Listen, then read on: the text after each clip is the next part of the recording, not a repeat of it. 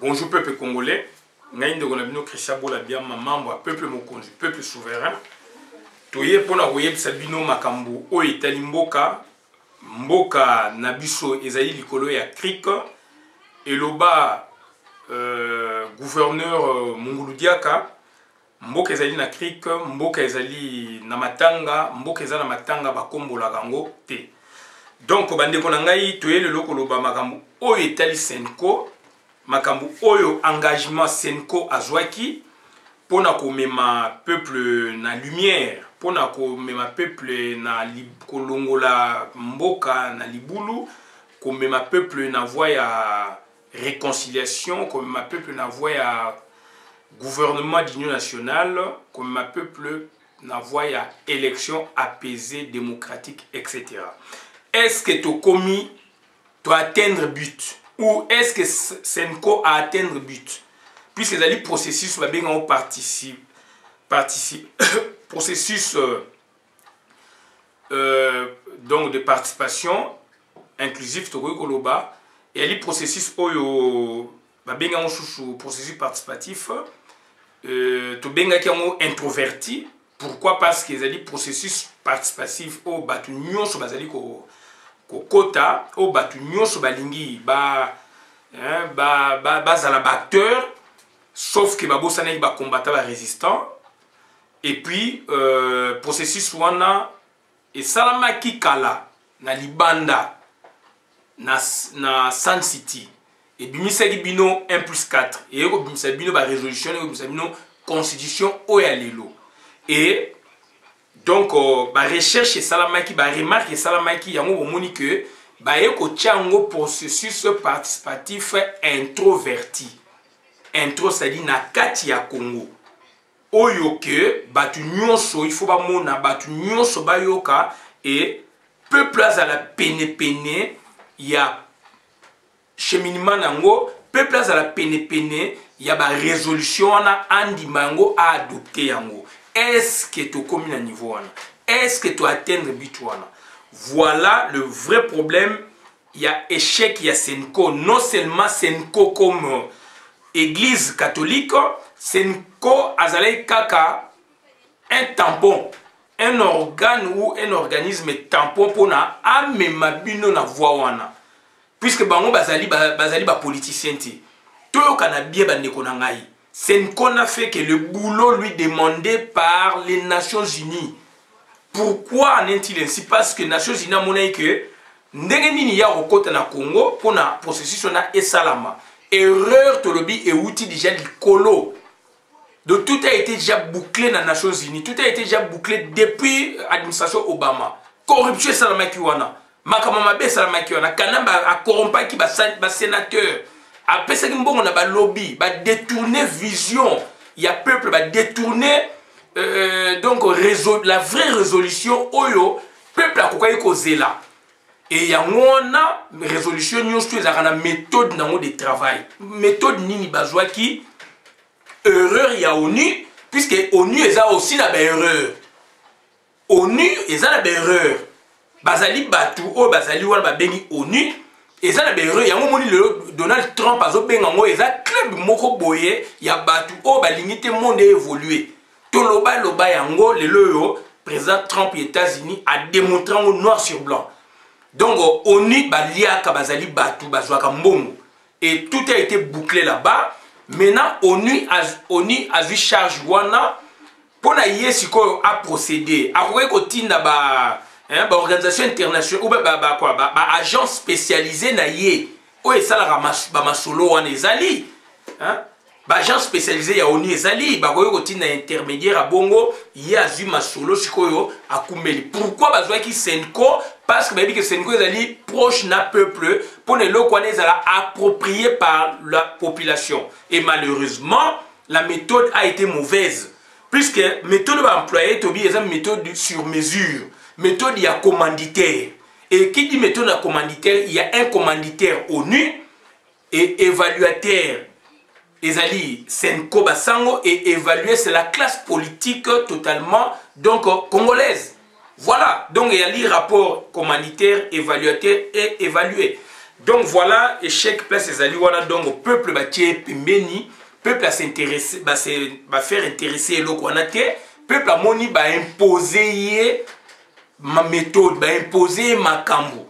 Alors il y a ça makambo ya koloba. Donc peuple ba checker à l'écart, yango moni eloko yo et capoté et commis na échec. Et bandeko na ngai donc parmi la classe politique, il y a parmi tant d'autres acteurs congolais, il y a classe politique. Oyo, balakse qui peut, moi, exception. Et bisopé, tozanga kite, ko beta moi c'était, na moi batouana, oyo basala qui peut exception. Donc, na processus oyo. Tokotanga la bino mutuloko la Frank Diongo. Frank Diongo déjà au départ, a boya ke loko wana, et botala, sort nini oyo a subir. Et toko baksa lisusu. Maman Eve Bazaïba, contrairement na batundenge bazali ko mona maman wana azali mwasi ya bwanya alakisi mayele mais méthode na ezali méthode juridique et na méthode juridique tolobaki yango na ba vidéo eleki que na méthode na en partie azali na raison en partie. Pourquoi? Puisque elle défendait, n'est-ce pas, la sauvegarde de la constitution congolaise. Raison pour laquelle même a créé plateforme na bango sauvegarde ya constitution.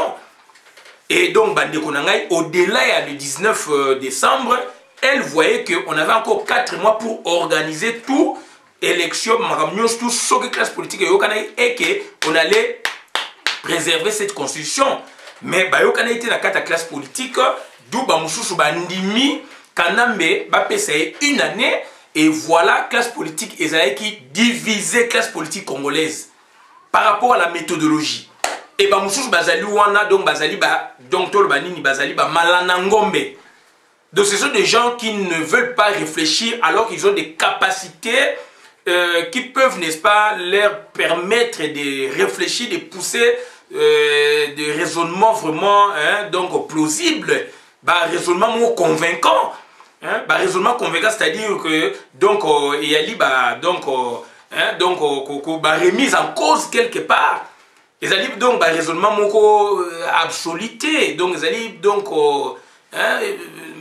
raisonnement fondé sur la méthode cartésienne. De méthode il y a doute, non seulement doute absolu, mais doute pour vous amener, n'est-ce pas, à avoir des solutions. Et mingi balingi biloko wanati. Donc malheur ya ba congolais ngwana mawa ba congolais ngwana. Bande ko ngai. Toyoka na malamu. Congo lelo ezali na ba autant de milliers même des millions d'intellectuels. Mais problème yali ezali ba intellectualité. Problème o ezali na Congo ezali problème nini. Méthode à commandité net lobby et c'est l'échec congolais azali na besoin de méthode empirique. Méthode empirique, c'est une conférence nationale souveraine. Bon, une conférence nationale souveraine, une population à s'approprier qui nango, une population à yamba qui yango. Pourquoi pas et ça m'a ici quoi? C'est que ça plus d'un mois. Pourquoi pas déjà au départ, ceux qui veulent que l'eau comment va congolais va concevoir ango, on pouvait se donner 2 mois, 1 mois pour résoudre n'est-ce pas? Nos problèmes, le problème politique il y a Congo, dans le moment où il y a une transition, on pouvait le faire. Mais le fait qu'ils aient imposé, et voilà, conséquence. Donc, méthode, une méthode empirique, d'où empirique, il faut balayage. Balayage, il y a classe politique. Et balayage comment? C'est-à-dire, tu es bien, c'est salami de 60 lélo, tu es bien, donc on a observé, et tu es bien, méthode, tu as employé, méthode, où on a, tout le vérité. Tout le monde vérité à Marmamboka na biso ndenge ba occupation sami ba Rwanda ba côté la biso donc régime expansionniste c'est na Congo et comme pe na souka ya mandat na yango il fallait tout tirer les points sur les îles tout parler pe na nationalité ya Congo puisque ba Rwanda lelo et belé ba komi ba congolais bazo so ba bourse ba okene be États-Unis d'Amérique dans 5 ans dans 10 ans ils reviendront sur le Congo en tant qu'experts congolais. Azali na ba argument, azali na papier, aye koli makambo ezo sama leo na mokili. Boko remettre en cause ndengeni. Il porte votre identité. Donc il fallait identification et ça la ba boyi biloko wana, ba politicien na biso na lokoso na bango, il y a pouvoir dans le cours na bango ya mbongo. Et biso la peuple mokonzi, on a pris une option il y a quoi encourager donc rassemblement, mais tout en étant, n'est-ce pas, prudent. Raison pour laquelle pour Monique, peuple mokonzi, donc tu allez quoi appuyer rassemblement, mais ce que l'on a dit, il y a ma bembinga toko dénoncer. Voilà notre méthode. Au lieu que tu vas quelque part, tu fingas, tu critiques, non, nous les encourageons parce que dans la voix oyo peuple aspire à kanango, voit qu'il y a rien à ta guerre et ça 100 ans, 200 ans, beaucoup de toujours il faut sangana bo solo là. Et ne serait-ce que ça, raison pour laquelle peuple mokonzi doit appuyer qui ba raisonnement wana. Donc bande konangai et loko oyo tozali koloba échec total et salami. Donc na méthode empirique ils ont un balayage puisque boyer bo sali chamboulement zanini territorial ko balayer pouvoir et puisque c'est une révolution qui est étouffée quelque part. Erreur il y a pas politicien na biso. Donc révolution qui en marche ba étouffer en pourquoi tu éviter. Tout le monde va passer bon bongo corrompre bango na okota na jewanate. Mais toujours parler sur la véracité. Or batuna bango ba kimisaki basi na bana na Congo Brazza na Angola ba yela mikila poto bazali ko banga le 19 décembre. Mais tala ndenge ba politicien na biso ndenge ba bomi révolution na biso. Raison pour laquelle biso toujours ko parler la 4e république changement constitutionnel puisque donc c'est une révolution. Or bango ba lingi ko citer en moti. Na complicité na pouvoir ya occupation. Donc ba ndeko na ngezali passe mingi. Or na révolution donc ils allaient balayage il y a classe politique ba pourriti ba déchet ba kepemeni et puis tu retraiter ba problème belé dont la nationalité congolaise tu mis ces cas de juridique à sika et puis commission vérité et réconciliation voilà base nango il y a méthode empirique biloko wala bo parler na ngoti ba Rwanda ba côté biso ça fait 20 ans boni ko parler na ngoti na Sun City jamais au parler nango kuna ya extraverti ba ke libanda ba sel makamba e malamo ba mo la tsebino ba mikanda ba voter pour le gouvernement d'union nationale ya mbalo yo échec nango puisque ezali du dedans population malgré tozali ko appuyer ne toza ko appuyer te tozali na bango ne toza na bango te tozali ko landa makam à la loupe yango moni bango pe baza ko boya ko jwa ba engagement ba politicien na biso parce que ezali makambo ezali ko sala mana kati ya Congo conscience na bango ezali ko sala pe ba esprit ba koko na biso pe ba ancêtre na biso ezali ko habiter bango puisque c'est le Congo makambo ezoli kana Congo yango moni makambo esali échec soki makambo ba sango ba memaki yango libanda nde lelo ba solution bima boko wa ke bandimaki boye bandimaki échec c'est puisque makambo esali na kati.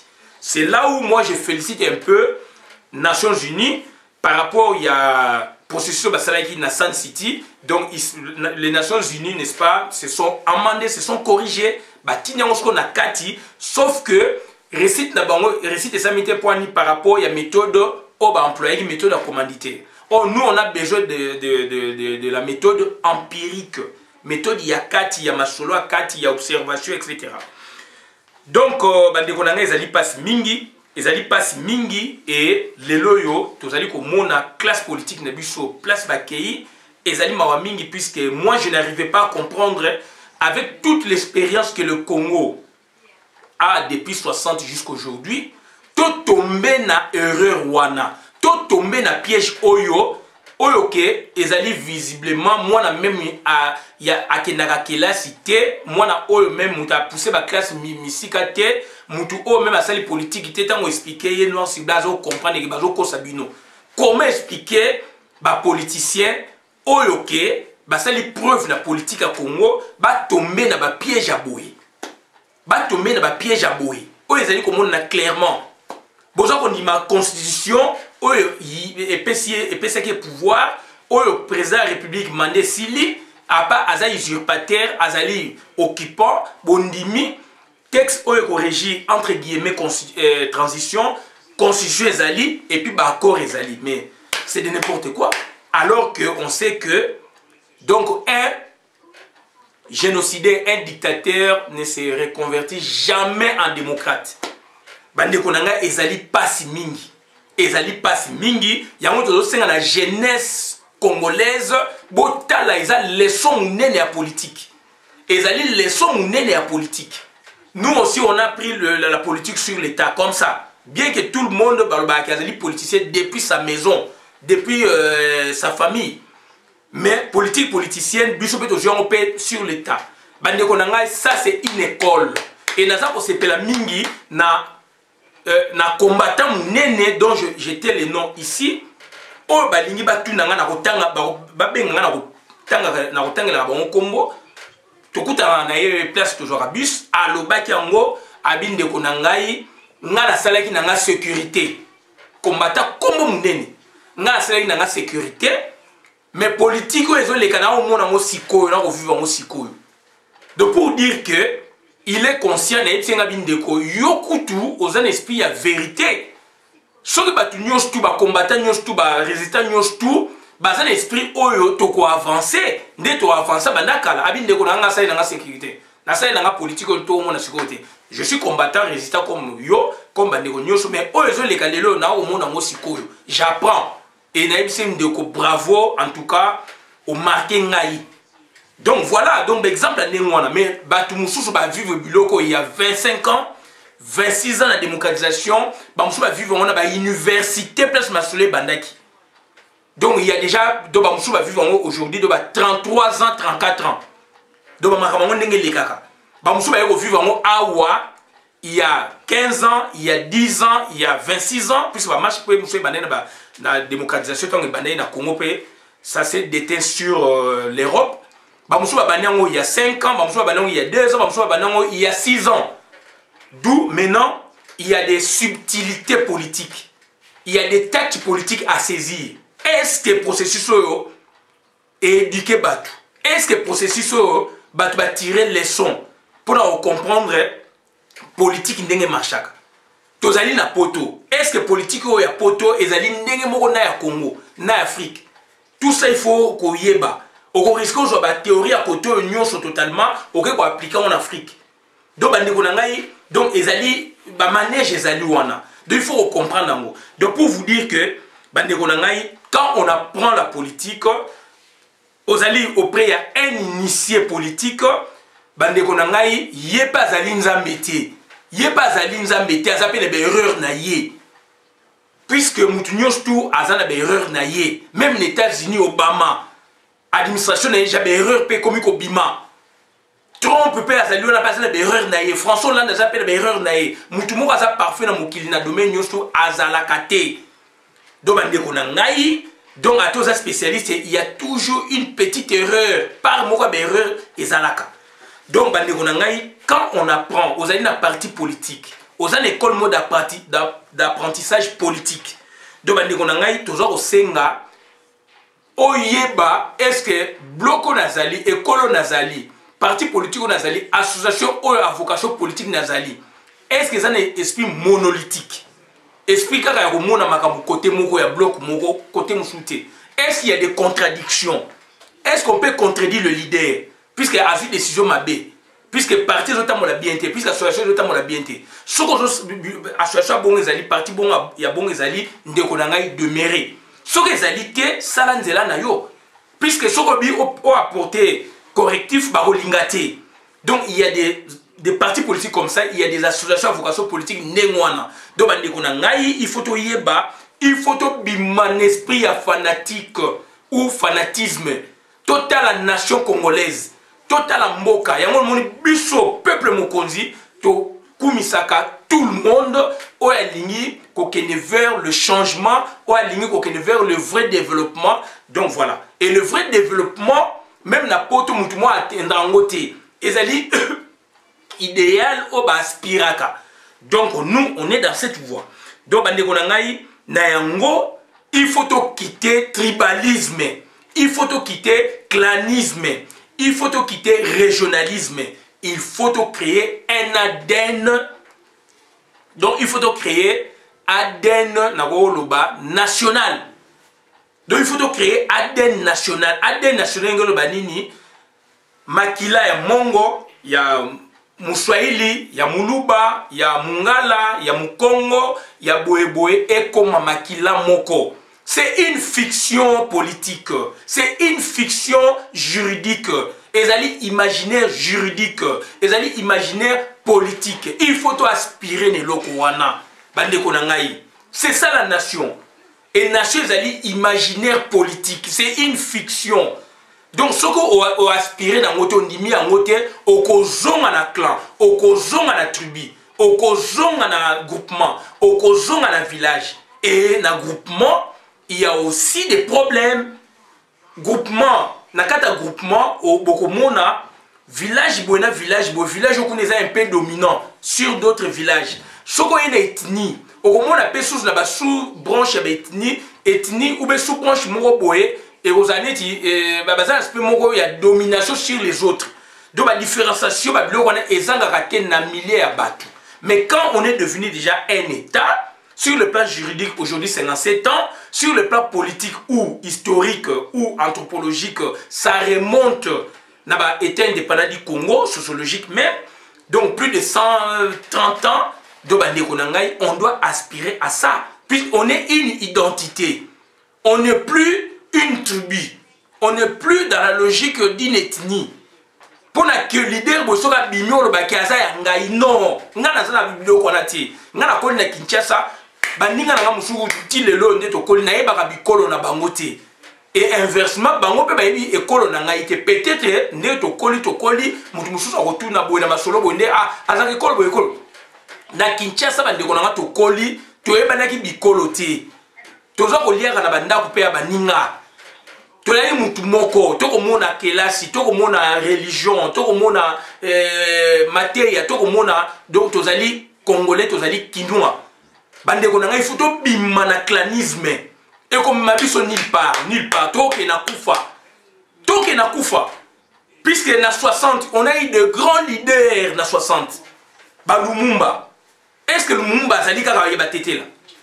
Aujourd'hui Lumumba zali planétaire, a kufa mais zali planétaire. Si on a une étage, nous avons mindele au babi que bazali ba lumumbiste plus que même les tétés là. On est en France pareil, on est en Indonésie, ok, Lumumba comme on est allé planétaire.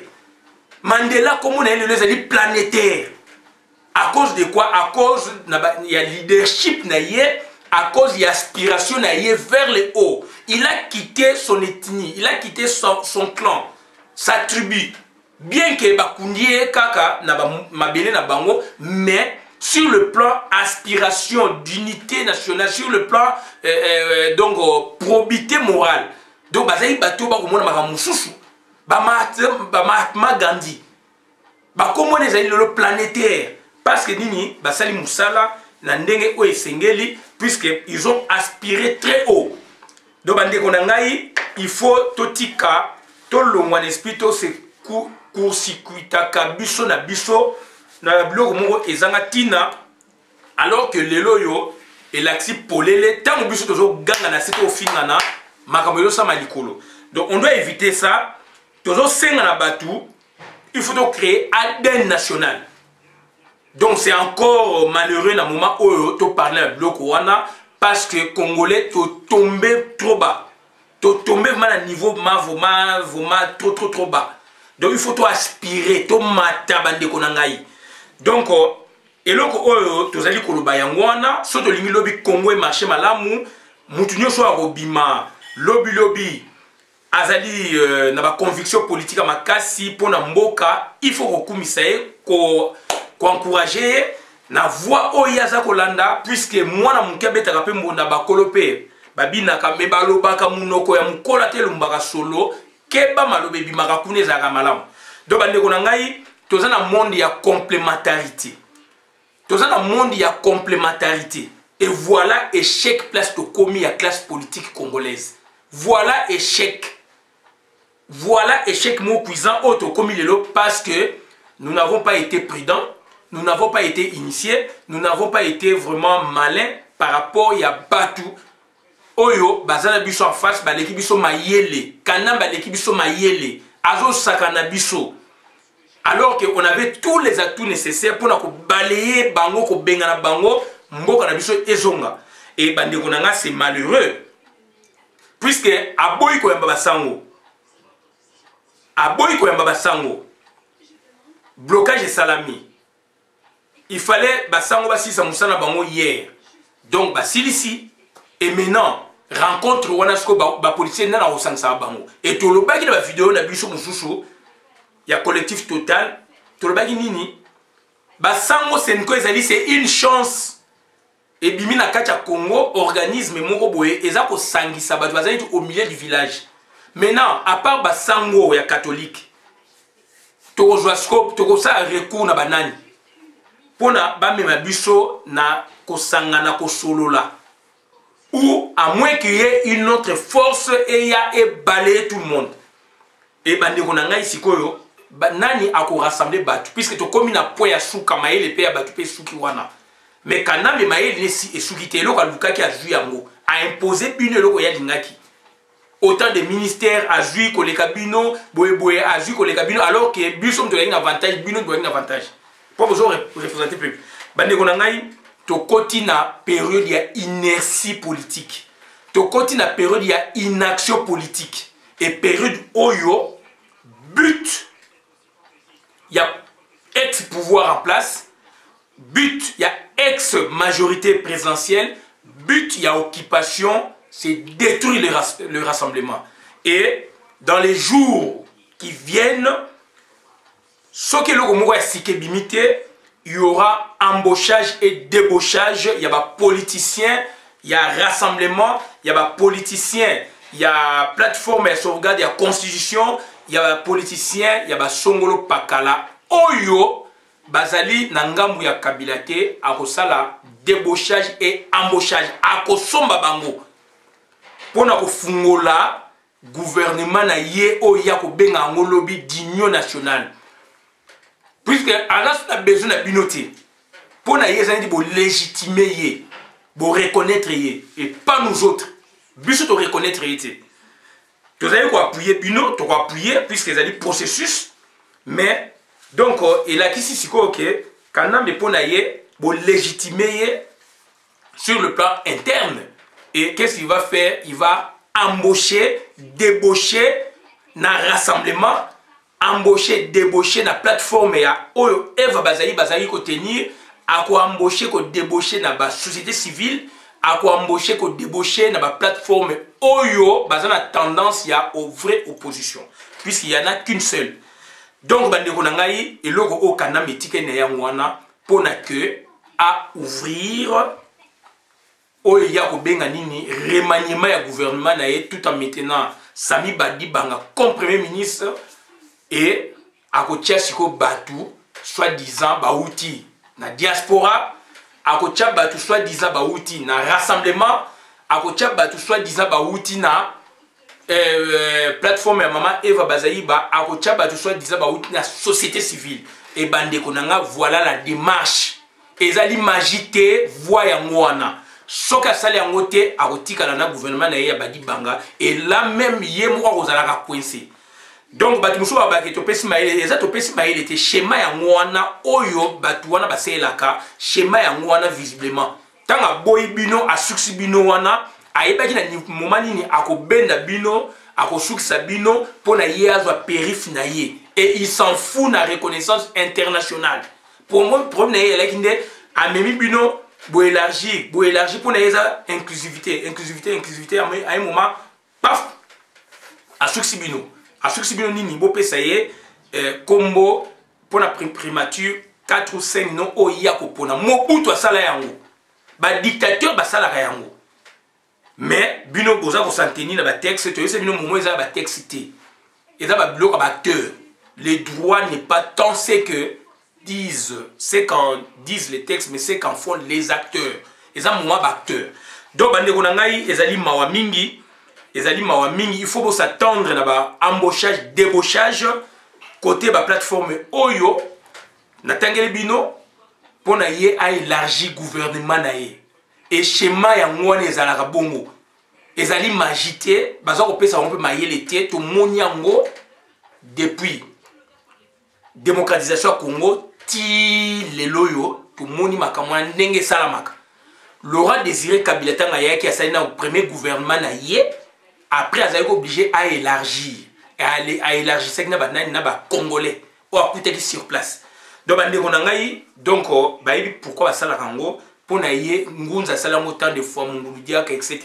Donc bandeko nangai ezali mawa mingi ezali pasi mingi et Kinshasa c'est une mégapole et Kanambe Soki azali koagir na sens wana ce serait une grosse erreur parce que mégapole c'est une ville très grande et peuplée d'au moins 1 million d'habitants alors que le Congo donc ville de Kinshasa déjà ils en a plus de 12 millions 18 millions d'habitants donc ba mégapole vraiment oyo vraiment na strict au sens où ndenge balobaka ezali ko ba Nigeria ba Lagos donc eza ba mégapole donc oyo ke na population o bazali ba tongi ba gratte-ciel ba immeuble minene pour na ko loger bango ba tie bango pe na ba mo ba condition malamu et population wana déjà à ville à Kinshasa Kanambe a endormi bango boye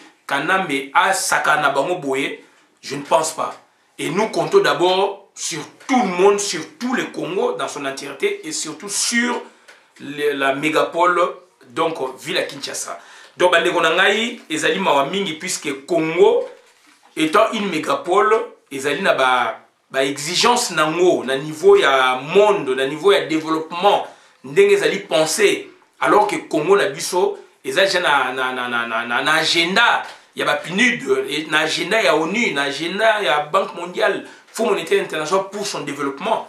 Donc, il suffit que nous ayons un bon gouvernement oyo population alignango, animiango. Donc, on peut même demander même 100 milliards de dollars, 200 milliards de dollars pour développer notre pays et vraiment tout développer et dans 5 ans, 10 ans, mboka na biso ekofungwama. Brésil, Azali na nyonga plus de 100 milliards vers les années 80. Mais Azali toujours qu'on joue à dette. Et le résultat au monde na Brésil. Et pourquoi pas Congo? Donc, et là, on a dit qu'on insistait makasi. Tobima na clanisme. Tobima na régionalisme. Tobima na tribalisme. Total la nation congolaise. Total la leadership ya Congo. Total la leadership ya Congo. Yondeko ozali sala vidéo. Yondeko ozali koloba puisque otangi vidéo o baninga balobi bo yo yeka osali sur reproduction. Ou bien politicien moi appelle sur information yo sali ka reproduction. Et quelle est ta position yo en tant que Congolais? Il faut que sa position na yo, tu peux contredire aussi source na yo appelle sur information. Et là maintenant tu aurais contribué na effort autre aux ça la sensibilisation, mobilisation et non que aux à la tchakou national et non que aux à la perroquet. Dès que on mène des perroquets, on a des perroquets parmi les combattants, parmi les résistants. Basi comme Ibali. Aujourd'hui information, comment traiter ton information? Aujourd'hui on a source, comment traiter information ba PSUP la source. Décortiquer puisque vous allez congolais et puis ma Congo ndenge les gaga ndenge politique peso leka pe sa position na yo personnel position na yo et vous appelez contraire na source na position à source na yo na position au tel internet et là maintenant on peut avancer na raisonnement au comment na clair il faut qu'on se remette en cause na ba makamsusu et ngo ba teke kaka so mutu ba lobinde ezali bible non politique eza bongote politique ezali mouvante. Politique est mouvante. Aux alliés d'information va PSUO. Au tel internet ne konangai. Au niveau de la vidéo, pe sa position na yo pe personnel. Et alliés na moni boy, mais ngai na moni boy. Soit au rejoindre des positions là, tu vas comprendre qu'il y a rejoindre dango. Soit au boy yango au argumenter. C'est ça le travail. Donc les alliés mawa mingi, ngai position na ngezanini.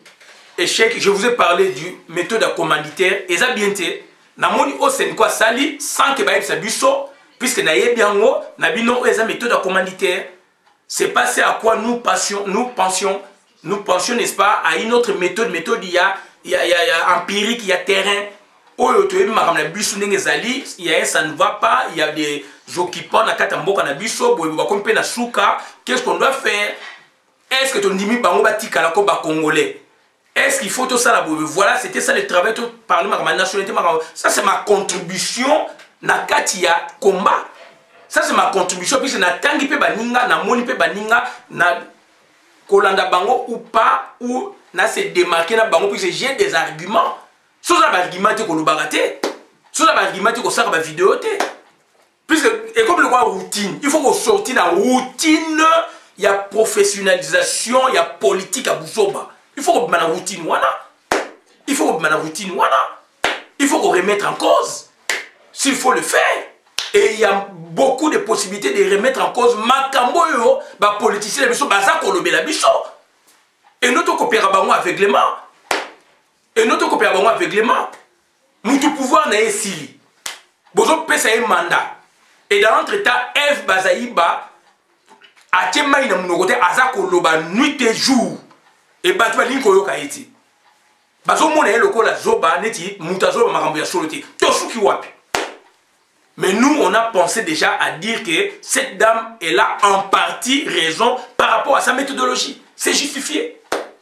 Voilà. Puisque Nini, on est fanatique. On doit être fanatique des arguments. Ça, c'est la philosophie aussi. On nous a appris à l'université par le professeur Moutouza dans son cours, première année graduée droit. On doit être fanatique pas de la beauté de quelqu'un. On doit être fanatique pas de l'ethnie de quelqu'un où on est de la même ethnie que la personne et qu'on doit être fanatique puisqu'il est de ton ethnie, il est de ta tribu, il est de ta province, il est de ta famille. Donc tu dois être fanatique puisque tout ce qu'il dit, tu le prends comme de l'or. Non, tu dois le mettre en cause parce que ton frangin, parce que ton frère du village, de ta province, etc. Parce qu'il a mal raisonné, parce qu'il est dans la mauvaise voie. Donc tu peux le ramener, n'est-ce pas, dans la bonne voie par tes réflexions. C'est là où lui aussi, donc cette personne va voir que tu serais vraiment important auprès d'elle si vraiment aujourd'hui donc la personne dont je parle, donc, elle a le pouvoir ou elle aura le pouvoir. Donc tout les gars non, les ali mathématiques tétoluba yango, les ali mathématiques tétolubelela yango toluba yango. Bande il faut tous quand même sérieux. Tous quand même sérieux. Voilà échec na biso parce que commis à cause il y a babuzoba na biso, à cause il y a fanatisme na biso, à cause il y a ceci cela. Il faut lire l'histoire du Congo dans son entièreté. De 60 jusqu'à aujourd'hui, au cause de la réponse. Et la réponse de biso ezali na kati, et la réponse de biso donc ezali pe komonana. Donc bande konangai nazali ko senga na batu, il faut to créer ADN national ya Congo. Et na yango na senga na batu nyonso ingeta bona na vidéo malamu to komi donc na suka ya vidéo o esengeli tolobi yango et lelo yo ezali pasi mingi nani ako rassembler lisusu batu. Nani ako rassembler lisusu batu. Alors que donc basango bazali ko pona ko rassembler, basango bazali ba politicien te, basango basali nini basangisa kikaka na eloko ba pesa bango basalela et baskomi na suka ba boyi pe que bango ba porter chapeau wana neti bango mutu ba memi batu na libulu. Yango mon apese ultimatum na bango pe bazali ko suka wana. Donc na yango to sengi na batu nyonso ingeta Vito eza côté na biso et kozala ya biso to sengi na batu nyonso. Merci bola na vidéo malambo kabola yango. Merci.